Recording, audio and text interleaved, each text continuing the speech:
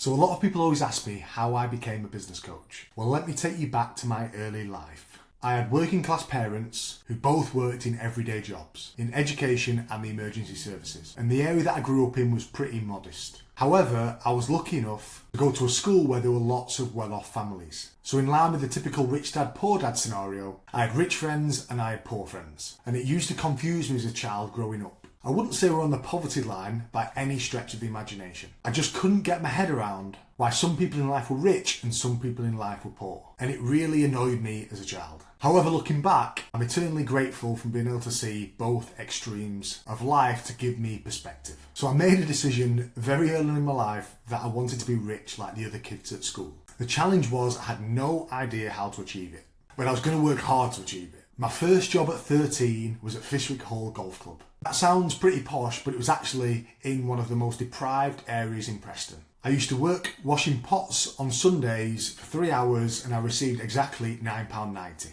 We did get lots of tips, but all of the tips went into the end of year nat out jar. And because I was only 13, I wasn't old enough to attend, ergo I didn't get any tips. So £9.90 was my lot. My second job was washing pots at a slightly nicer establishment on £4 per hour, until I managed to land a job as a lifeguard at 16. And I did that until I went off to uni at 18 because I wanted to be successful. When I got to university, I was still hungry to be rich. So I worked at a clothing store on Thursday afternoons and Saturday afternoons. I promoted club nights on Tuesdays, Wednesdays and Thursdays until 4 a.m. and then also worked the doors on Friday and Saturday nights until 2 a.m. and sometimes even worked on the doors on Sunday as well. Monday was my recovery day for the 7 or 8 shifts I'd done that week. I was working 50 hours a week and in full time at uni. Finishing work in the early morning, 2 a.m, 4 a.m, and then back into lectures at 8, 9 o'clock in the morning and round again. At one point, I actually tested moving to a 6-day week and changing my sleep pattern. Instead of the 7 days, 24 hours, I was going to go down to 6 days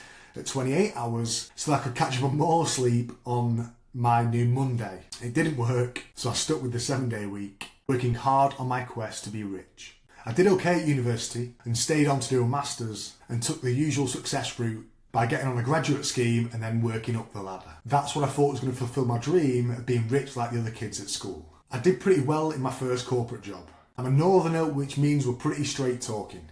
And it turns out if you tell people what you're going to do and then do it without any excuses, in the corporate world, you are a bit of a unicorn. And therefore I began to move up the ranks. I started in pre-contract management, which is essentially bid management and work winning. So I learned lots of sales skills, how to bid and win big construction projects. Then I got the opportunity to lead the prison sector, and at this time I was only 2 years into my corporate life. I kept with the northern morals and told people what I was going to do and then followed through on my word, and apparently that made me pretty unique. I ended up overseeing all 48 prisons with a hefty team running hundreds of projects a month. The challenge with working in prisons was they were jotted all around the edges of the country, and you also couldn't take your phone or laptop in. So I would do a full day in the prisons, then have to work till 10 or 11 every night, doing the digital work I couldn't do in the prisons. I had moved to Birmingham at the time and my nearest prison was 3 hours drive away. So I spent the next year up at 6 a.m. in my company car or on a train, then in a hotel room, finishing my work till 10 or 11 every night,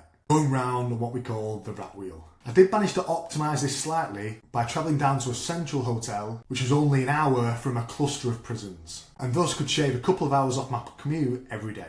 But this meant living in a hotel room during the week somewhere random. I didn't have much of a personal life, and more importantly, I still wasn't rich. I was pretty much still only making ends meet, despite what people would perceive as having a decent job. So I was fed up. I remember now looking back, I was thinking, what am I doing wrong? I'm pretty successful doing what I'm doing, but I still haven't got much of a pot to piss in. Then it hit me. Parents didn't work in the businesses, they own the businesses. Another dream that I thought I should mention is that when working in all these jobs, I was so frustrated by how things ran. I was constantly improving things, constantly putting in new systems. In the clothes shops and the bars, I'd always obsessed with how things worked and how things could be done better. When working into other retail shops, competitors, I would time how long it took for the first person in that shop to come over and speak to me. I'd listen to the script that they used, what could I take from it? While waiting in queues, waiting to pay, I was always counting how many transactions were happening in front of me, timing how long it took for them to take those transactions. Thus I could guesstimate how much they were making each week based on the average order value. And working so much as a kid and seeing the rich parents, I became obsessed why some businesses were successful and some businesses weren't. What made that be? It was constantly on my mind. My dream of being rich sort of evolved to being some sort of business analyst. And I didn't really know how much I worked as a kid was sort of out of the ordinary. I certainly didn't realise that running a £20 million construction business, having full responsibility of P&L in the first proper corporate job at only 24 years old was unheard of. So back to the realisation I was poor, and the kids' parents at schools, they owned the business, they didn't work in the business. Living out of hotel rooms, and my thinking evolved from rather than wanting to be the business owner, I wanted to be the person who came in and supported that business owner. I was constantly looking at why some businesses were doing well, some businesses weren't doing so well. The suppliers that we're using, the subcontractors we were using. I was just trying to analyse everything. And I was so annoyed by this conundrum that I was like, no, I want to be a business consultant. But I thought my next logical step, if I wanted to be this business consultant, was to own my own business. So I could gain the experience and then begin helping other people. So for the next few months, I made use of the time I had when I was travelling by reading and learning everything I could about how I could get into business. And I found there are three main ways. Number one, you can start a business. But the challenge with this is risky, and the chances of success are really percentagely low. Many businesses fail within the first 3 years.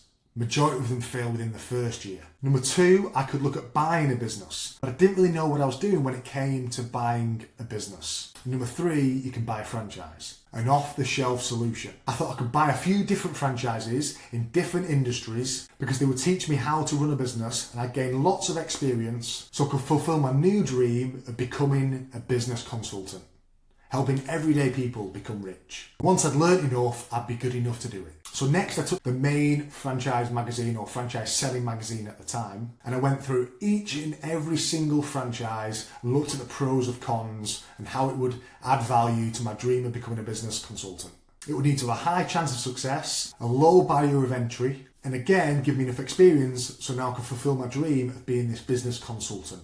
I looked at many different types of franchises, including car washing, care homes, you name it, I reviewed it. Then I came across something special. I couldn't believe my eyes when I read it. I would have my own business, I would get coached on how to run my own business, I would coach other businesses, and I'd get coached and trained on how to coach other businesses. And there's a tried and tested system for growing businesses and being successful, tried and tested with hundreds of thousands of businesses all around the world in every industry imaginable. I couldn't believe my eyes. I literally started shaking. I knew this one was for me. So I got ready to sell up all my possessions and I got in touch. They were a little hesitant at first, as I was so young, and there's quite a strict interview process and assessment process for getting into ActionCOACH, with 6 references required and a whole host of other things and hoops you've got to jump through. But although I was only 25, I did have lots of experience, and I had lots of people that could back that up for someone so young. Social media was also starting to boom at this time, and they were open to getting younger people into ActionCOACH. So I used all my sales tactics and influencing skills I'd learned over the years, selling, building relationships, and they said, right, if you can get the money together, we'll back you. It will be a great success story for getting younger people into ActionCOACH. And there's not really anyone under 50 that was getting in touch to become a coach, so it was a calculated risk on their part giving me a chance. Fast forward a decade, I've coached hundreds of businesses. I've won every award you can think of under the sun with my clients. I've worked with every shape, size, type of client imaginable. Sold businesses, invested in property, invested in businesses. I take a bet due to the amount of companies I've worked with and the experience I've gathered so far, and the companies I've had the privilege to work with over the past decade, there isn't anyone my age that's got the experience that I've gained in business with the type of work I've been doing over the past few years. I've made it through COVID, Brexit, wars, and still here as enthusiastic as ever, growing businesses every single day. I've worked with 1 million, 10 million, 20 million pound businesses, achieved 7-figure exits for clients, and helped many, many people build long-term wealth and change many business owners' lives. And I'm just getting started.